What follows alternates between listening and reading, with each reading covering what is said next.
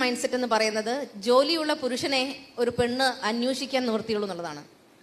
സ്ത്രീകൾക്ക് ജോലി ഉണ്ടെന്നുണ്ടെങ്കിൽ എന്തുകൊണ്ട് ജോലിയില്ലാത്ത പുരുഷന്മാരെ കല്യാണം കഴിച്ചുകൂടാ?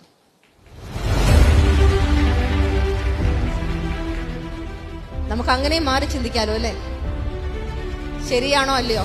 കയ്യടി കൊണ്ടത് ശരിയാണെന്ന് എനിക്ക് തോന്നുന്നു. പക്ഷെ എത്ര പേരാ റിസ്ക് എടുക്കാൻ തയ്യാറാണെന്നുള്ളത്? ഇപ്പോഴും എന്തോ സ്ത്രീ സംരക്ഷിക്കപ്പെടേണ്ടവളാണ്, അല്ലെങ്കിൽ മനുസ്മൃതിയിലെ കുറെ കാര്യങ്ങൾ കുറ്റം പറയുമ്പോഴൊക്കെ തന്നെ കല്യാണത്തിന്റെ കാര്യം വരുമ്പോൾ ജോലിയുള്ള ആളെ മാത്രമേ കല്യാണം കഴിക്കുള്ളൂ തോന്നലും. പുരുഷന്മാർക്ക് പ്രത്യേകിച്ചും ജോലി ഉണ്ടെങ്കിലേ കല്യാണം ആലോചിച്ച് പുറത്തേക്ക് പോകാൻ പറ്റുള്ളൂ.